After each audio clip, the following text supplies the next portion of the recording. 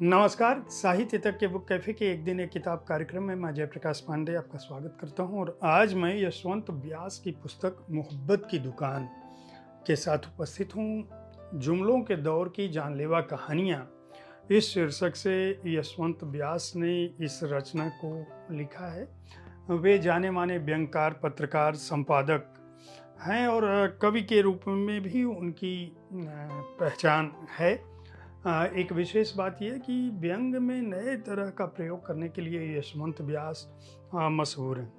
यह पुस्तक उन्होंने उन कंसल्टेंसी देने वाले महापुरुषों को समर्पित की है जो रोज़ नए आइडियाज़ लाते हैं और हर बार किसी नई पार्टी को बेचते नजर आते हैं। जाहिर सी बात है, अगर समर्पण इस पुस्तक का है तो इसकी पृष्ठभूमि, इसका ये विषय वस्तु और इसका जो लेखन है, जो व्यंग इसके अंदर समाहित हैं, वे सब वर्तमान राजनीति पर एक तरह का कटाक्ष हैं और तीक्ष्ण कटाक्ष हैं। लेकिन खास बात यह है कि इन्होंने, यशवंत व्यास ने, प्रेम के नायकों या नायिकाओं को इन नारों के साथ जोड़कर यह व्यंग लिखा है।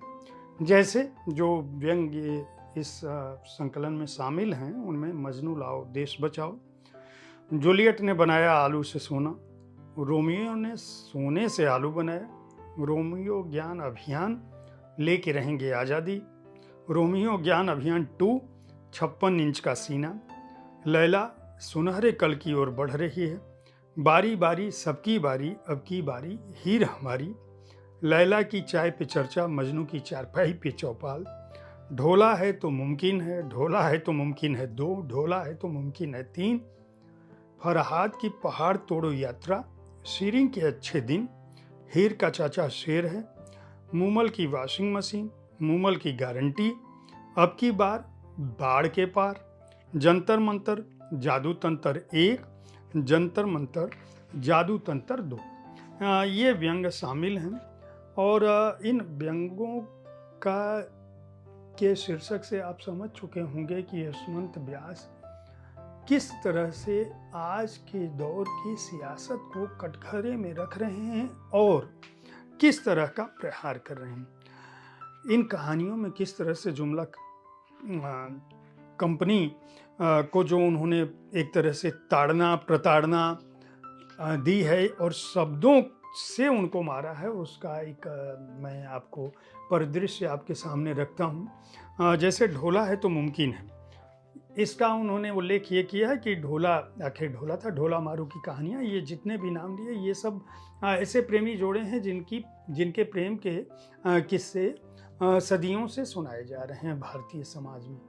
और विशेष बात यह है कि इनकी ये थे या नहीं थे यह पता नहीं, लेकिन हमारी लोक कथाओं में, हमारे मिथकों में, हमारी कहानियों में उनके नाम की शक्तें दी जाती है। कोई भी प्रेमी जोड़ा है तो लोग कहते हैं लैला मजनू, सीरी फरहाद, ढोला मारू फलाना, ये बन के घूम रहे हो क्या, हीर रांझा बन के घूम रहे हो क्या। तो उन्होंने यहाँ से शुरू किया है, ढोला है तो मुमकिन है में उन्होंने कहा है कि गुड़गांव का एक शानदार होटल था जहाँ ढोला, जो आखिर ढोला था वो पहुँचा था वहाँ डिनर के लिए। उसे वह दिन याद आ रहे थे जब वो मारू के लिए उड़ने वाली ऊँटनी पर रेगिस्तान को पार किया था, उस पर सवार होकर। ढोला जो है वो उड़ती ऊँटनियों के विलुप्त प्रजाति को अब तक याद करता है, लेकिन यह अलग बात है कि वो जानता है कि आजकल चार्टर्ड प्लेन ज़्यादा कारगर हैं। अब वो कह रहा है कि मारू को सांप ने काटा था तो इसलिए वो आज भी जो है सांपों से डरता है, और डरता है तो वो कह रहा है कि चूँकि जितने भी अस्पताल हैं उन अस्पतालों पर भी उसकी तीखी नज़र है और इसी शायद यही वजह है कि अस्पतालों के शेयर जो है आसमान छूते रहते हैं। वो शहर में है लेकिन फिर भी उसे रेगिस्तान अभी सताता है। अब वो कह रहे हैं कि ढोला मारू का जो गीत है वह जब उसने एक बार सुनाया तो एक कंसल्टेंट ने उसे सुनने के बाद ढोला को एक नया बिजनेस मंत्र दिया, और वो मंत्र था कि ढोला है तो मुमकिन है। और ये मंत्र लेकर ढोला जो है प्रॉपर्टी खरीदने बेचने के धंधे में उतर गया। और आज उसकी जो है, जब ये डिनर की बात हो रही गुड़गांव की, तो उसकी पहली क्लाइंट से मुलाकात थी। अब ढोले ने क्लाइंट से कहा कि आपका टी शर्ट बड़ा दिलकश है, जी चाहता है कि इसे ले लूं। क्लाइंट ने कहा कि शौक से आप ले सकते हो, लेकिन ये 10,000 का है। ढोला ने कहा कि अच्छा ठीक है, उतारिए। क्लाइंट ने पैसे मांगता तो ढोला जेब में हाथ डाला, बोला अरे पैसे तो अभी फ़िलहाल नहीं हैं, अच्छा 10,000 रुपये उधार दीजिए। क्लाइंट ने 10,000 रुपये उसको दे दिए। उसके बाद ढोला ने कहा कि ये 10,000 रुपये जो आपने मुझे उधार दिए थे, ये ले लीजिए और टी शर्ट ले लीजिए।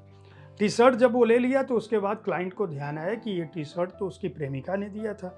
उसने ढोला से कहा, देखो तुम प्रेम के आदमी हो, प्रेम के पुजारी हो, ये शर्ट तो मेरी पत्नी ने मेरे जन्मदिन पर दिया था बड़े प्यार से, और वो बड़ी नाराज़ हो जाएगी, तो शर्ट मुझे लौटा दो। ढोला ने शर्त रखी कि अब यह शर्ट, चूँकि इसके साथ प्रेम जुड़ गया है, इसलिए 10 लाख रुपए में मिलेगी।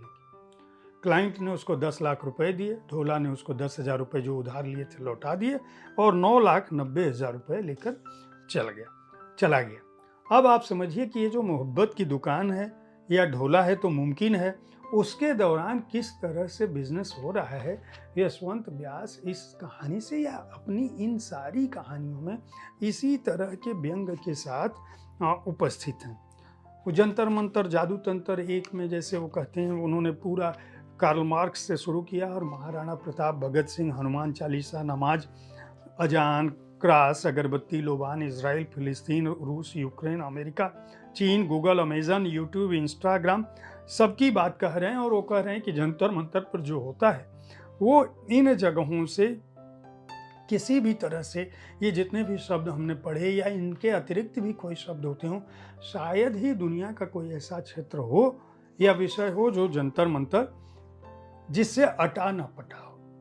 लेकिन जंतर मंतर जो अटा पटा रहता है इस तरह के शब्दों और नारों से, वहाँ दरअसल गिरगिट की तरह के बाजार भी हैं, चमचमाते रहते हैं, और गिरगिट भी उस जगह पर आके कंफ्यूज हो सकता है कि यहाँ जो लोग उपस्थित हैं, जिस तरह के नारों और वक्तव्यों को लेकर उपस्थित हैं, वह कब कहाँ होंगे, कहाँ नहीं होंगे, यह पता नहीं। इस व्यंग का अंत वो करते हैं बशीर बद्र साहब के शेर से, मुझे इश्तिहार सी लगती है ये मोहब्बतों की कहानियाँ, जो कहा नहीं वो सुना करो, जो सुना नहीं वो कहा करो। एक तरह का बड़ा ही रोचक व्यंग है। अगर आपको व्यंग पढ़ने में रुचि हो, हास्य पढ़ने में रुचि हो, और आप आज के समय के कटाक्ष को, आज के समय को, उसकी सियासत को, उसके नेताओं को, उनके जुमलों को और जुमलों की दौर की इन जानलेवा कहानियों को पढ़ना चाहते हैं, तो बहुत ही रोचक अंदाज में यशवंत व्यास ने लिखा है। खट्टा